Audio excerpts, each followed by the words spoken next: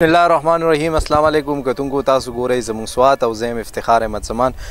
کتونکو څنګه چې تاسو ته پته ده چې د کرونا وبا د راتلو وروسته چې دی نو یو شمېر مسلې پیدا شوي دي.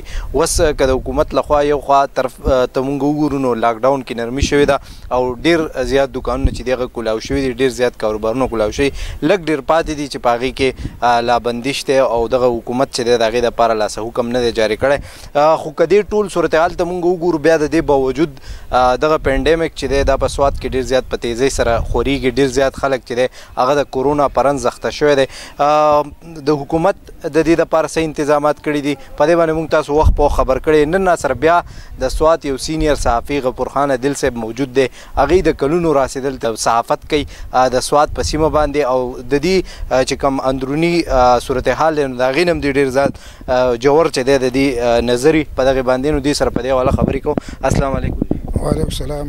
بھائی جانه دا راته ووایه چې تاسو په خپله د ډېر وخت نه چې دی په سوات کې صحافت کوئ، دا اوس چې کوم کورونا وبا راغلی یا پینډیمک دی په دې کې د انتظامیې د رول ته تاسو څه ګورئ؟ کوم حکومت چې د تحریک انصاف په صوبه کې د هغې دویم ځل حکومت کوي، څه مشکلات دي خلکو ته؟ تاسو د خلکو سره هم ډېر زیات انټراکشن کیږي او دې صورتحال ته تاسو په څه نظر؟ ډېره مهرباني. تر ټول نه مخکې خو به زه دا خبره وکړم کله چې په اولو ورځو کې د نن نه تقریبا یو میاشت څه مخکې چې کله دا دغه وشو چې یاره چې د کرونا دلته کې څه اثرات دي نو په هغه وخت کې ډېر په پابندۍ سره لاک ډاون وشو، ډېر زیات لکه دکانونه، کاروبارونه، هر څه بند شو، ګاډي بند شو. بیا په تیره چې دلته کې د دې صورتحال د وجې په خلکو کې د کرونا وایرس تصدیق وشو او د هغې نه مرګونه چې څونه مرګونه سیوا کېدل نو دقسې په لاک ډاون کې نرمي راتله. اوس تقریبا په سوات دننه د حکومتي اعدادو شمار مطابق زما خیال چې 14 کسان چې دي هغه وفات شوي دي د دې دغه د وجې د کرونا وایرس. خو که موږ بل اړخ ته وګورو نو د پکار دا ده چې د لاک ډاون نور هم سخت کړی شوی ځکه چې صورتحال ډېر خراب طرف ته روانو نو د هغه چې موږ ګورو نو په لاک ډاون کې نرمي ده یا به د انتظامیې بېبسي موږ په دې حساب کتاب نه یو په خلکو کې یو تشویش دی. موږ به د زمرو دکان محلې واقعې له راشو دغه د چا غفلت و بیا په دې بڼ کې دا تازه دا خبره نن سبا کېږي دغه د چا غفلت دی په دې کې ولې دا د انتظامیې کمزوري ده د بل چا کمزوري ده. په کار دا چې په دې کې تحقیقات وشي. د دې سره که تاسو روژه را روانه ده او نن د تقریبا د 3-4 ورځو نه په مینګوره ښار دننه او د مینګورې نه بهر کم لوی واړه کم بازارونه چې دي تجارتي مراکز چې دي په هغې کې لکه نه د لاک ډاون څوک خیال ساتي نه پکې د سماجي فاصلې چې دي د هغې څوک څه خیال ساتي نه د احتیاطي تدابیرو څه خیال ساتلی کېږي. نو زما خیال دی که دا کم حالات چې روان دي او موږ ته ښوولی کېږي چې دا خلک په دې کرونا وایرس باندې مري نو د هغې په رد عمل کې چې د خلکو په ډېر ګڼ تعداد سره روډونو ته راوتل دي، بازارونو کې دا قسمه ګرځېدل دي نو زما خیال دی چې په دغه شرحه باندې به دلته ډېره غټه خطره موږ محسوسوو. نو په کار دا ده چې انتظامیه دا د هغو په اولین فرایضو کې راځي ځکه چې دلته ایمرجنسي نافذ ده ټول دغه چې دغه معطل دي صرف په لاک ډاون په دغه باندې کرونا وایرس باندې دغه ټوله توجه ده. نو په کار دا ده چې د هغې په دغه حواله په کومه شرح باندې چې دلته کې دغه سیوا کېږي کرونا وایرس سیوا کېږي او په کوم شرحه چې دلته کې د اموات کېږي نو په کار دا ده چې په دغه د مدنظر انتظامیې دلته کې لاک ډاون چې دی دا یې لږ سخت کړی او دا خلک یې په دې پابند کړی چې د کورونو نه راوځي نو د دې سره به د دې مخنیوی وشي. او که دا چلي نو دا خلک هم یاره دا خو بیا ګپ دی ځکه چې یو طرف ته خلک مري او بل طرف ته په بازارونو کې هغه رش دی، ګاډو قطارونه جوړ دي، د ټریفک جام دی، هر قسمه دغه دي لکه داسې څه دغه موږ نه محسوسوو چې دا لاک ډاون دی او دلته څه خطر راغلی ده. بایجانه دا راته ووایه چې پرون د صحافیانو د سوات د صحافیانو د ډي سي صاحب هغې چې د هغې بریفینګ کوو هغې په خپل بریفینګ کې دا خبره کړې ده صحافیانو ورته ووایي چې په چارباغ کې یو جنازه شوه په هغې کې په زرګونو تعداد کې خلکو شرکت وکړو.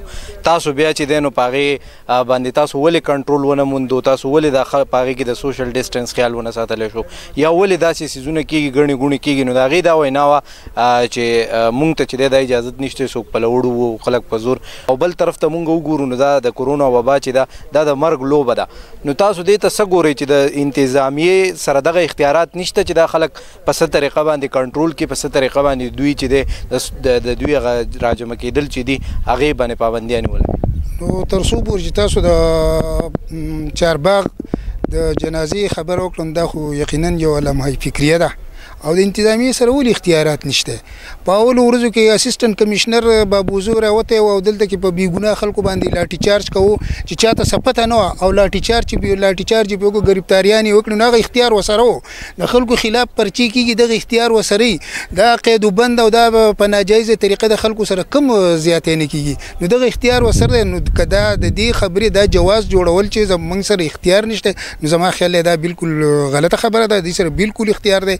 د انتظامیې د حالات کنټرول کول دا د انتظامیې ذمواري ده او که دې دا نه کوي نو دا د دې غفلت دی او د دې په خپلو فرایض لکه په صحیح طریقه نه ادا کول دي. نو موږ ورته په دغه نظر ګورو چې انتظامیه کوي چې ما سره اختیار نشته داسې بهانه ده. بالکل ورسره اختیار شته او د دې له صوبایي حکومت هم ښه پوره اختیار ورکړی دی. په کار دا ده چې دې هغه په صحیح طریقه په هغې عمل درآمد وکړي او د خلک په داسې طریقه ده چې یوازې دا نه چې تاسو به ډنډه رالی نورې طریقې هم دي د انتظامیې سره خوار نمونه طریقې دي په هغه د استعمال کی او چې دا مسله چې دا الله پاک چې دا په دې کې مونږ کامیاب کړو دا مسله حل شي. دا راته ووایي چې د سوات وزیر اعلی دی د خیبر پښتونخوا چې دی هغه د سوات سره تعلق دی د هغه په خپله ضلع کې دومره اړی ګړی دی د انتظامیې ترمنځ تاجرانو ترمنځ. تاسو په دې وخت کې هغې دپاره څه سیاسي کردار هغې ادا کولی شي یا د هغې په حکومت کې دي په یو ښه ټسوکۍ باندې ناست دي څه کولی شي؟ نو مونږ خو دا وایو چې دا ضروري ده چې وزیر اعلی دې راشي او په هر شي کې د مداخلت وکړي. د هغه دلته نمایندګان دي د هغو دلته انتظامیه ده د هغو دلته پارټي ده د هغوی دلته کې ښه ذموار خلک دی. نو په کار دا ده چې هغه دلته کې خپل کم اختیارات چې دي کم ذمواریانې چې دي هغه ادا کړي او د خلک چې دی دا دې مطمئني او حالات هم کنټرول شي. تر څو پورې چې د تاجرانو د دې خلکو د خبره زه خو دا خبره ډېر په افسوس سره کومه چې زموږ د سوات تاجر برادري او خصوصا زموږ د سوات فدریشن صدر عبدالرحیم صاحب ډېر ښه کردار ادا کړی دی. تاجرانو ډېر تعاون کړی د حکومت سره او بیا د په کار دا ده چې انتظامیه د دغې خلکو د دې تعاون د هغې یو قسمه شکریه ادا کړي د هغو سره دې هم د تعاون مظاهره وکړي نو هغه دغه نه کېږي. بله به زه ستاسو په دې دغه باندې دا یوه خبره راولم چې نن سبا زمونږ په سوات کې په ټول خیبر پښتونخوا کې خصوصا په سوات باندې د پنجاب هغه اوړه چې دي د هغې هغه سپلای چې د هغه بنده ده نو د دغې تر مخه لکه خلکو ته ډېر زیات مشکلات دي. نن ما تپوس وکړو نو د پنجاب اوړه چې دلته کوم ونو هغه تقریبا 140 روپۍ لکه د هغې خپل ریټ نه زیات په زیات قیمت خرڅېږي. نو انتظامیې له دا هم پکار دي که دا پته نه دی چې دا د په اختیار کې شته او که نشته مونږ خو د انتظامیې نه مطالبه کوو صوبایي حکومت نه مطالبه کوو چې په دې باندې هم پورې اکشن والي او د پنجاب نه کوم وړه به چې مونږ ته راتلل یو هغه دغه بحال کړي او د هغې سره سره زمونږ د سوات د پلور میلونو کوم مقامي میلونه چې دي د هغو وړه خو بالکل د خوراکو قابل نه دي. دې ته خلک کېنولی او تاسو یقین وکړئ چې دغه وړه څوک استعمالوي نو هغه لکه بالکل خېټو په مختلفو امراضو کې مبتلا شي او هغو ته ډېره غټه مسله ده. نو په کار دا چې دی په دې کوالټۍ باندې هم لږ چیک اینډ بیلنس وساتي او خلکو ته د سواد دننه چې کوم وړه میلاویږي چې هغه لکه لږ معیاري او د خوراکو قابلي. ډیره مننه. کتونکو دا غفور خان عادل صاحب چې د سوات سینیر صحافي دی تاسو د هغې تجزیه واورېده او هغې وایي چې په سوات کې اوس دا وخت یو بله مسله چې د هغه سر اوچتۍ او هغه د وړو ده ځکه چې د پنجاب نه چې کوم وړه راځي خیبر پښتونخوا ته نو هغه بند شوي دي او دلته چې کوم لوکلز د دې ځي د وړو میلونه دي نو په هغې کې چې کوم وړه میلاویږي هغه د خوراک قابل نه دي. په هغې کې خلک که وخوري نو د خېټې مختلف مرضونه چې دی په هغې کې اخته کېږي. نو په کار دا ده چې حکومت فوري طور په دغه څیزونو باندې ایکشن واخلي د وړو چې کوم د مشکلات یا کوم ستونزې چې دي هغه راولاړېږي. په کار دا چې دا د مخې سره هواري کړي. دغه شانتې کې تازه ترین صورتحال چې دی هغه به ستاسو سره شریکوم. همال راکړئ اجازت د لوی الله په امان.